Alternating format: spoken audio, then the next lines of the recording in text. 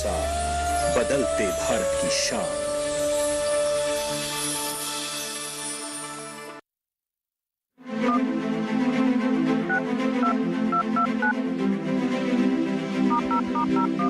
Trading करना तो चाहते हैं पर नहीं पता कैसे करें शुरुआत। बैंकिंग से लेकर कमोडिटी तक, ऑनलाइन पेमेंट से लेकर ग्रामीण पोर्टल्स तक, ग्रामीण सरकारी योजनाओं से लेकर सब्सिडी तक,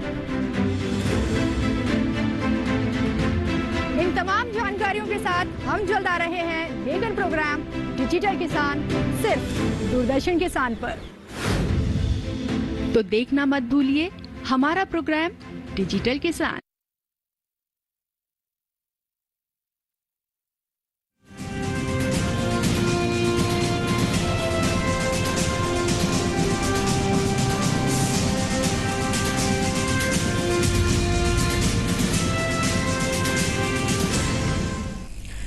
नमस्कार, किसान समाचार में आपका स्वागत है। मैं हूं साइमा खान। सबसे पहले नजर डाल लेते हैं हेडलाइंस पर। सरकार ने दी 2022-23 के दौरान 60 लाख मीट्रिक टन तक चीनी के निर्यात की अनुमति। साथ ही चीनी मिलों से किसानों को शीर्ष भुगतान करने के लिए तेजी से निर्यात की अपील। इस कदम से चीनी मिलों के भंडारण और कार्यशील पूंजी जैसी परिचालन लागत में आएगी कमी।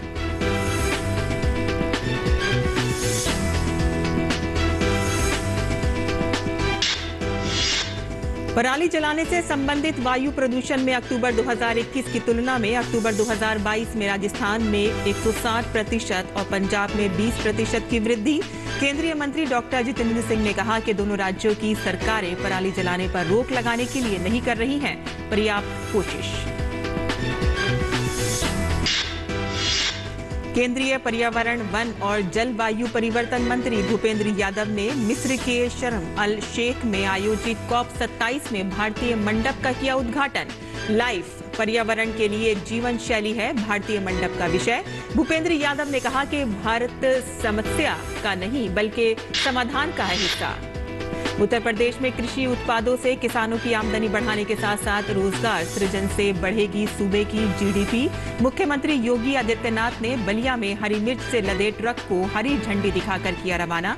कहा कि यहां की सब्जियां पहली बार खाड़ी देश दोहा की जाएंगी निर्यात।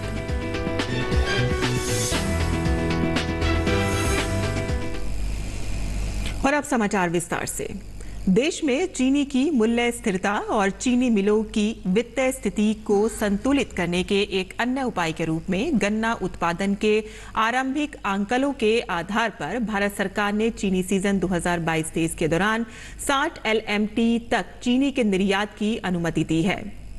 DGFT पहले ही 31 अक्टूबर 2023 तक प्रतिबंधित श्रेणी के तहत चीनी निर्यात के समावेशन का विस्तार अधिसूचित कर चुका है। केंद्र सरकार ने 30 सितंबर 2023 तक घरेलू उपभोग के लिए लगभग 275 लाख मीट्रिक टन चीनी, एथनॉल उत्पादन के लिए लगभग 50 LMT चीनी की उपलब्धता और लगभग 60 LMT का अंतः शेष रखने को प्राथमिकता दी है। देश में चीनी मिलों द्वारा उत्पादित चीनी की शेष मात्रा की अनुमति निर्यात के लिए दी जाएगी। चूंकि चीनी सीजन 2022-23 के आरंभ से ही गन्ना उत्पादन के शुरुआती अनुमान उपलब्ध हैं, इसलिए 60 LMT चीनी के निर्यात की अनुमति देने का निर्णय लिया गया है। देश में गन्ने के उत्पादन की समय समय पर समीक्षा की जाएगी और नवीनतम उपलब्ध आंकड़ों के आधार पर चीनी निर्यात की मात्रा पर पुनर्विचार किया जा सकता है। चीनी सीजन 2021-22 के दौरान भारत ने 110 LMT चीनी का निर्यात किया और विश्व में चीनी का दूसरा सबसे बड़ा निर्यातक बन गया है और देश के लिए लगभग 40,000 करोड़ रुपए के बराबर की विदेशी मुद्रा अर्जित की। चीनी मिलों के लिए समय पर भुगतान और स्टॉक की कम वहन लागत के परिणाम स्वरूप भी किसानों के गन्ना बकाया की शीर्ष निकासी हुई। 31 अक्टूबर 2022 तक 1.18 लाख करोड़ रुपए से अधिक की गन्ने की रिकॉर्ड खरीद के बावजूद चीनी सीजन 2021-22 के लिए किसानों के 96% से अधिक गन्ना बकाया पहले ही चुका दिया गया था।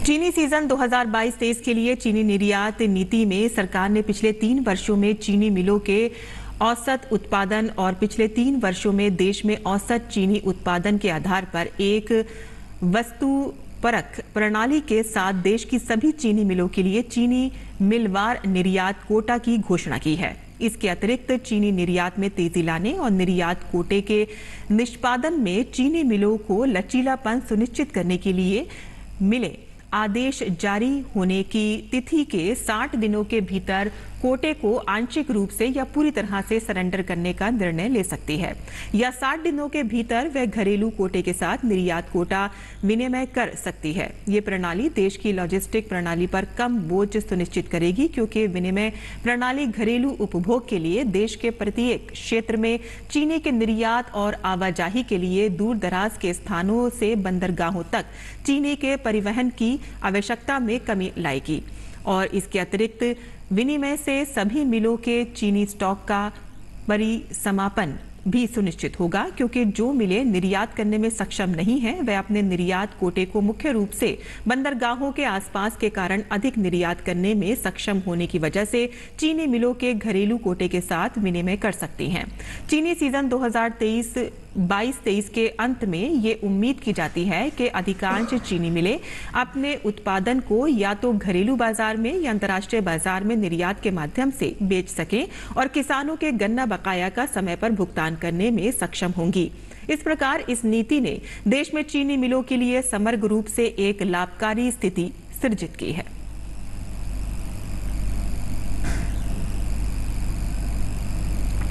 चीनी निर्यात नीति घरेलू उपभोक्ताओं के हित में चीनी क्षेत्र में मूल्य स्थिरता सुनिश्चित करने पर सरकार के फोकस का एक संकेत है।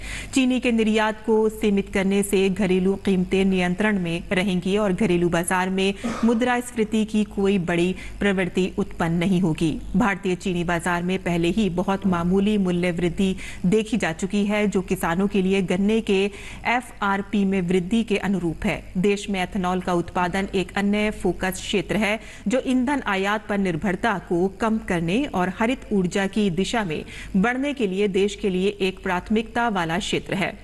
उत्पादकों के लिए एथेनॉल की अधिक कीमतों ने पहले ही डिस्टिलरियों को एथेनॉल की और अधिक चीनी को डाइवर्ट के लिए प्रोत्साहित किया है।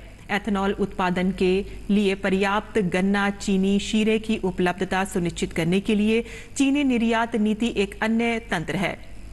ESY 2022-23 के दौरान एथेनॉल उत्पादन की दिशा में 45-50 LMT चीनी का डाइवर्जन होने की उम्मीद है। चीनी निर्यात की अनुमति देकर सरकार ने गन्ना किसानों और चीनी मिलों के हितों की भी रक्षा की है, क्योंकि मिलें अनुकूल अंतर्राष्ट्रीय चीनी मूल्य परिदृश्य का लाभ लेने और चीनी की बेहतर कीमतों को प्राप्त करने में सक्षम होंगी, जिससे कि वर्तमान चीनी सीजन 2022-23 में किसानों के गन्ना बकाया का समय पर भुगतान भी किया जा सकता है और मिलों के पास चीनी स्टॉक के इष्टतम स्तर के कारण उनकी कार्यशील पूंजी लागत में भी कमी आ सकती है। पिछले 6 वर्षों में सरकार ने चीनी क्षेत्र में विभिन्न और सही समय पर कई कदम उठाए हैं, जिससे कि चीनी मिलें सक्षम हो सकें और एक आत्मनिर्भर क्षेत्र बन सके।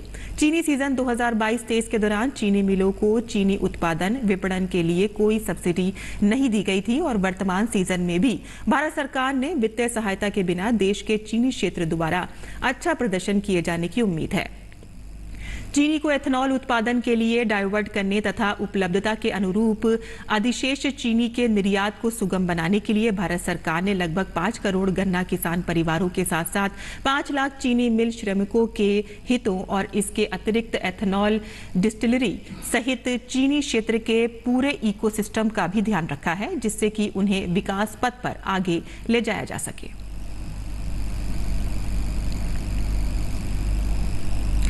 बीते कई दिनों से दिल्ली NCR में वायु प्रदूषण लोगों के लिए भयंकर परेशानी का सबब बना हुआ है।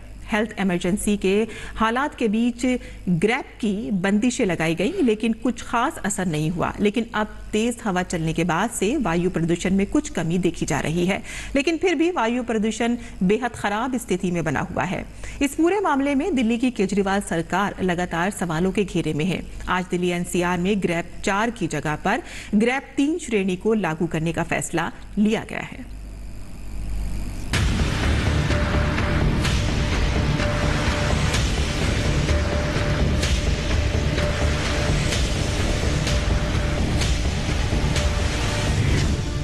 दिल्ली एनसीआर में हवा चलने के बाद वायु प्रदूषण में थोड़ी कमी आई है, लेकिन अभी भी वायु गुणवत्ता बहुत खराब स्थिति में बनी हुई है।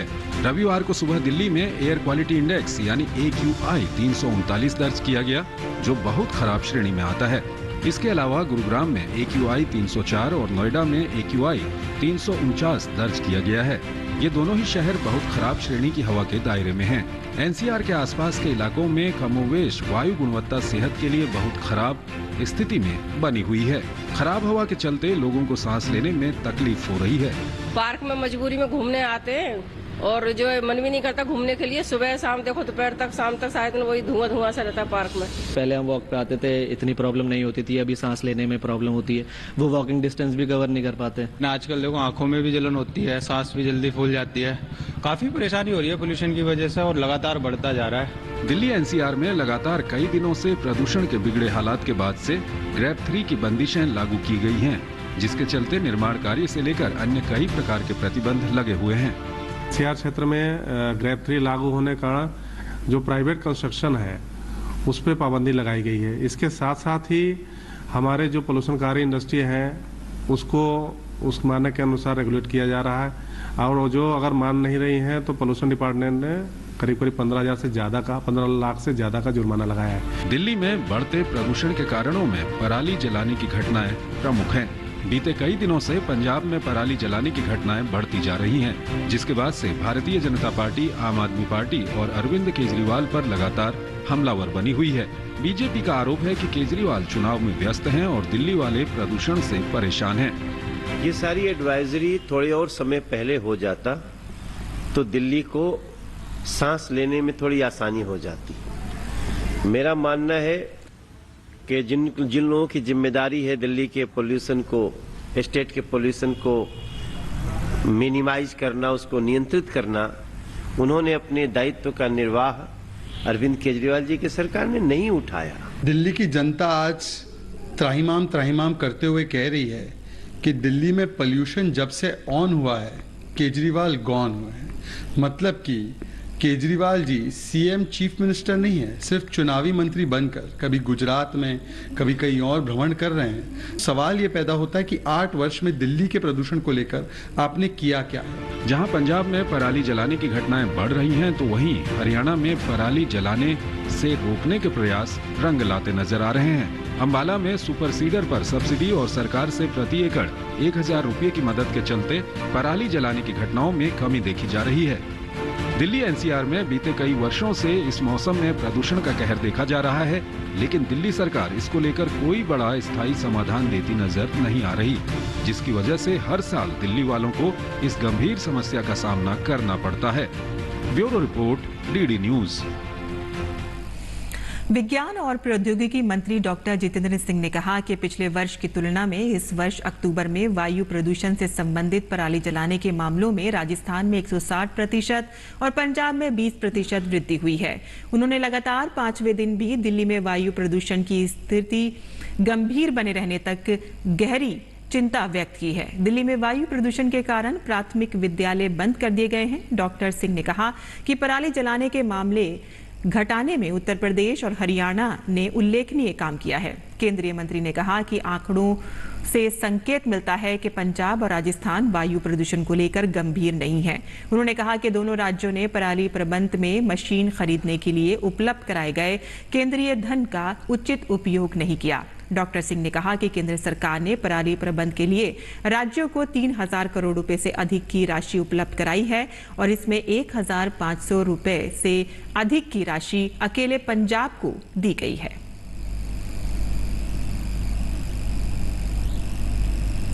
राष्ट्रीय राजधानी दिल्ली की तरह ही सर्दियां आने के साथ ही मध्य प्रदेश की राजधानी भोपाल में भी वायु प्रदूषण लगातार बढ़ता जा रहा है। शहर में पिछले कुछ दिनों में एयर क्वालिटी ज्यादा खराब हुई है और कई इलाकों में यह खराब श्रेणी तक चली गई है। शहर का एयर क्वालिटी इंडेक्स AQI लगातार बढ़ता जा रहा है। इसकी वजह मौसम में बदलाव, किसानों द्वारा खेतों में पराली जलाना और वाहन है। मध्य प्रदेश प्रदूषण नियंत्रण बोर्ड के क्षेत्रीय अधिकारी ब्रजेश शर्मा ने भोपाल में वायु प्रदूषण पर कहा कि AQI के मुताबिक दिवाली के बाद से हवाओं में प्रदूषण पाया जा रहा है। ठंड का मौसम आने और वाहनों से निकलने वाली धूल के कारण इसमें इजाफा हो रहा है। उन्होंने कहा कि पराली जलाने के कारण भी प्रदूषण बढ़ रहा है। बारिश के बाद में हम लोग देख रहे हैं कि लगभग दिवाली के बाद से जो स्तर में काफ़ी बढ़ावा आया है, उसके मुख्य रूप से एक तो दिवाली के समय पटाखों के आदि से हुआ था, और जो अब शुष्क वातावरण होता जा रहा है, क्योंकि ठंड का समय शुरू हो जाता है, तो सड़कों पर उड़ने वाली धूल और वाहन प्रदूषण, ये इसमें काफ़ी इस समय इजाफा करते हैं। इसमें जो अगर हमारे जो डिस्प्ले हैं, LED डिस्प्ले है जहां हमने पब्लिक डोमेन पर रखा है, पोर्टल है, हमारी वेबसाइट है, और कुछ हमारे जो है मोबाइल ऐप है, उसके माध्यम से हम इनको दिखाते हैं। उसमें जो पैरामीटर्स हैं, जिसमें PM 2.5 और PM 10 पैरामीटर्स, वो जैसे धूल कणों से उत्सर्जन जो होता है उसको दिखाते हैं, उसके मापन को दिखा के वो एयर क्वालिटी इंडेक्स में बढ़ोतरी के कारण दिखाई दिए हैं। अभी केंद्रीय पर्यावरण, वन और जलवायु परिवर्तन मंत्री भूपेंद्र यादव ने मिस्र के शर्म अल शेख में संयुक्त राष्ट्र जलवायु परिवर्तन फ्रेमवर्क सम्मेलन की 27वीं बैठक में भारतीय मंडप का उद्घाटन किया। विभिन्न देशों का यह सम्मेलन 6 नवंबर से 18 नवंबर 2022 तक चलेगा। भारतीय मंडप में सभी देशों के प्रतिनिधियों का स्वागत करते हुए भूपेंद्र यादव ने कहा कि भारत के प्रधानमंत्री नरेंद्र मोदी ने जलवायु परिवर्तन की जटिल समस्या का सरल समाधान प्रस्तुत किया है। उन्होंने कहा कि भारत का मानना है कि जलवायु कार्रवाई जमीनी स्तर पर व्यक्तिगत स्तर से शुरू होती है और इसीलिए लाइफ पर्यावरण के लिए जीवन शैली विषय के साथ भारतीय मंडप को डिजाइन किया गया है। इस अवसर पर भूपेंद्र यादव ने सकारात्मक जलवायु परिवर्तन समाधान की दिशा में काम करने वाले भारत के कॉप युवा विद्यार्थियों को भी सम्मानित किया। केंद्रीय पर्यावरण मंत्री ने कहा कि मुझे विश्वास है कि कॉप की अवधि के दौरान भारतीय मंडप प्रतिनिधियों को याद दिलाता रहेगा कि सरल जीवन शैली और व्यक्तिगत प्रथाएं जो प्रकृति के लिए टिकाऊ हैं, धरती माता की रक्षा करने में मदद कर सकती हैं। उन्होंने कहा कि भारत को जलवायु अर्थव्यवस्था से संबंधित चर्चाओं में पर्याप्त प्रगति की आशा है। हम नई प्रौद्योगिकियों की शुरुआत और प्रौद्योगिकी हस्तांतरण की सुविधा के लिए नए सहयोग की भी आशा करते हैं।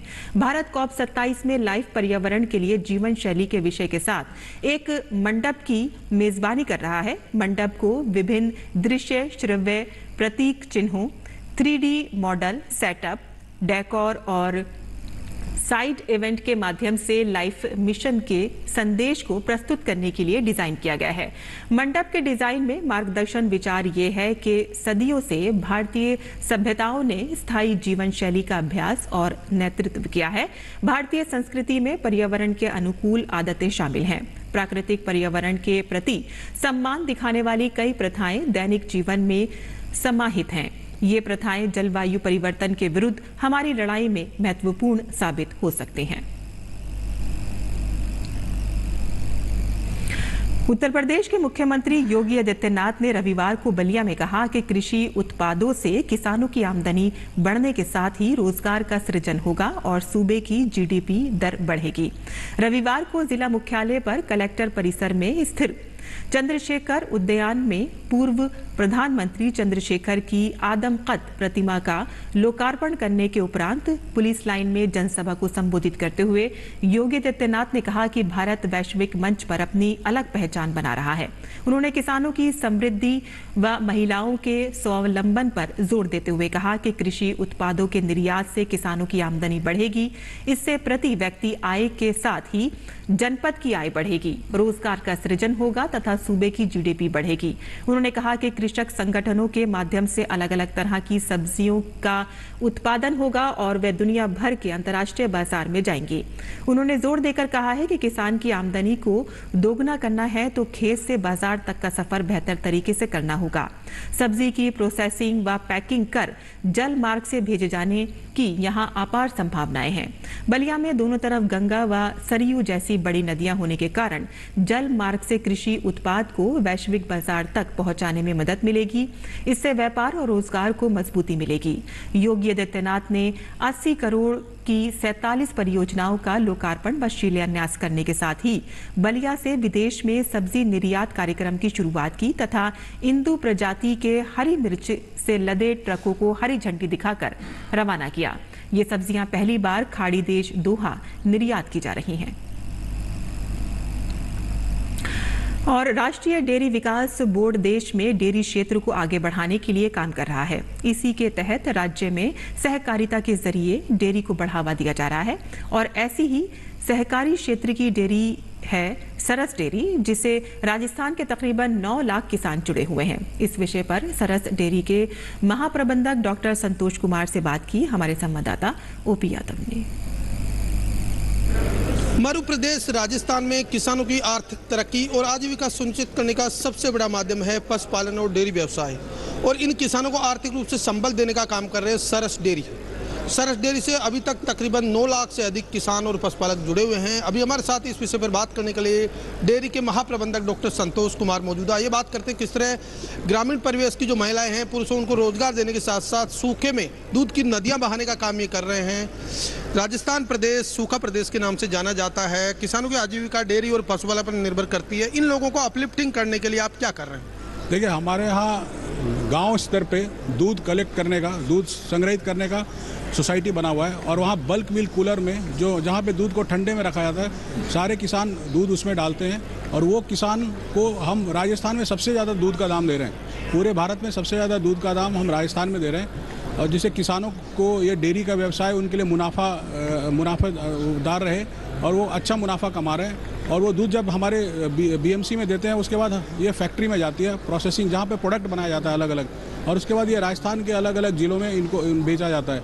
तो इससे जो भी मुनाफा हमें होता है हम किसानों को वापस करते हैं। तो लगभग जो भी दूध का दाम है उसका लगभग 80% किसानों के खाते में जाता है, किसानों को वापस मिल जाता है। अगर बात करें कितने किसान अभी इससे जुड़े हुए हैं, महिला और पुरुष अलग अलग बात करें तो लगभग 9 लाख अभी किसान लगभग जुड़े हुए हैं। तो उसमें अगर 30% महिलाएं हैं और वो जुड़ी हुई हैं। जहाँ पुरुष, ये सोसाइटी में जो मेंबर होते हैं कई पुरुष और महिलाएं हैं, लेकिन घर पे दूध का काम तो ज़्यादातर महिलाएं ही करती हैं। तो ये पैसा अधिकतर महिलाओं के हाथ में जा रहा है, तो उनका सशक्तिकरण हो रहा है इससे। अगर बात करें सरस के कौन कौन से मुख्य उत्पाद हैं जो बाजार में हैं?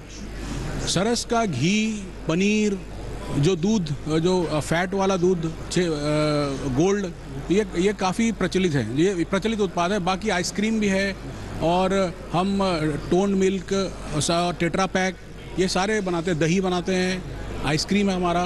तो लगभग हम सभी डेयरी प्रोडक्ट बनाते हैं। चीज़ भी हमारा बनता है। तो हम लगभग सभी डेयरी उत्पाद बनाते हैं। इसमें ज़्यादा हमारा घी, पनीर, दूध और दही ये काफ़ी बिकता है। प्योर रहो श्योर, ये आपकी एक पंचलाइन थी। इसमें कितनी श्योरिटी है कि उपभोक्ताओं का विश्वास आज भी बरकरार है? जब गांव में दूध संग्रहित किया जाता है, वहाँ भी हमने टेस्टिंग करने के लिए मशीनें दी रखी है, जो मशीनें टेस्ट करके बताती हैं कि इसमें कोई मिलावट है या नहीं। जब वो फैक्ट्री में आती है, फैक्ट्री में आते साथ वहाँ हाई लेवल का और मशीन लगा हुआ है जो 28-29 तरह के टेस्ट करते हैं और वो टेस्ट करके फिर चेक करते हैं कि दूध में कोई मिलावट है कि नहीं। अगर मिलावट होती है तो उसी समय उसे रिजेक्ट कर दिया जाता है पूरे टैंकर। तो कोई भी घटिया दूध, मिलावटी दूध प्रोसेस आगे होता ही नहीं। तो जो प्रोडक्ट है वो बिल्कुल प्योर है। तो ये सरस डेयरी के महाप्रबंधक डॉक्टर संतोष कुमार, जिनका मानना है कि राजस्थान जैसे सूखा प्रदेश में ग्रामीण पुरुष और महिलाओं की आर्थिक आजीविका बढ़ाने के लिए न केवल सरस लगातार काम कर रहा है, बल्कि 9 लाख से भी अधिक किसान परिवारों को जोड़कर उनको आर्थिक रूप से सशक्त और मजबूत बनाने के साथ दूध के जरिए उनकी तरक्की सुनिश्चित करने के रास्ते भी बना रहा है। मेरे सहयोगी कैमरामैन अजय कुमार के साथ में OP Yadav, DD news, greater Noida. और ठंड के दस्तक देने के साथ ही हिमाचल प्रदेश में बर्फ की चादर नजर आने लगी है। लाहौल स्पीति के मायड़ घाटी में ताजा बर्फबारी के बाद ऊंची वादियां बर्फ से पूरी तरह से ढक गई हैं। बर्फबारी के कारण यहां की सड़कें भी बंद हो गई हैं, जिसका यातायात पर बुरा प्रभाव पड़ रहा है।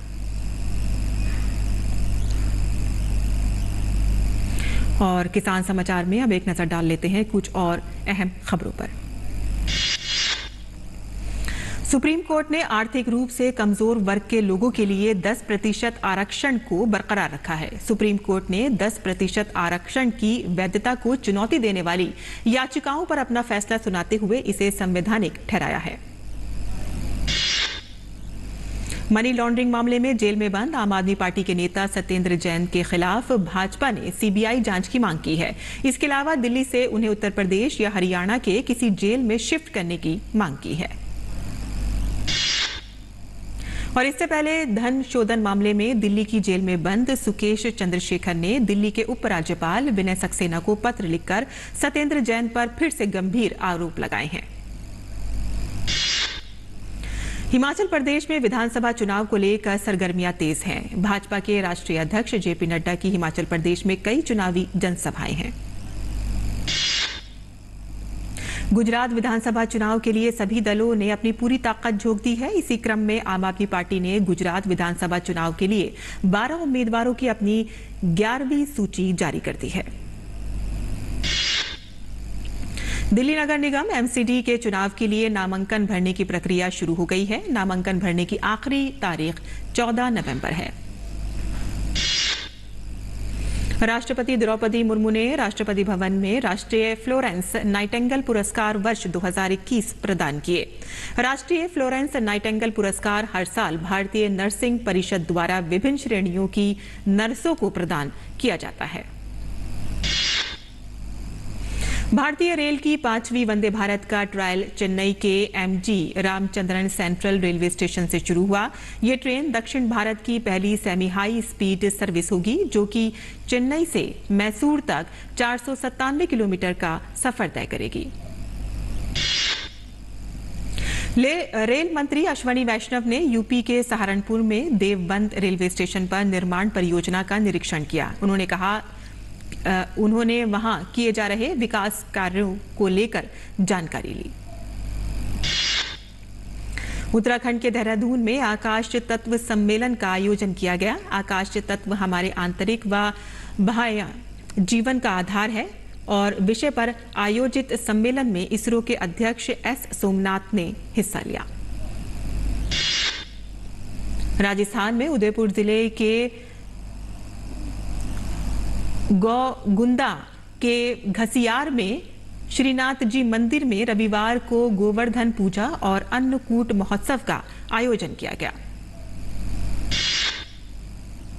राजस्थान के विश्व प्रसिद्ध पुष्कर मेले में संस्कृति के विभिन्न रंग देखने को मिल रहे हैं। देश विदेश के पर्यटक मेले को देखने के लिए यहां पर आए हैं।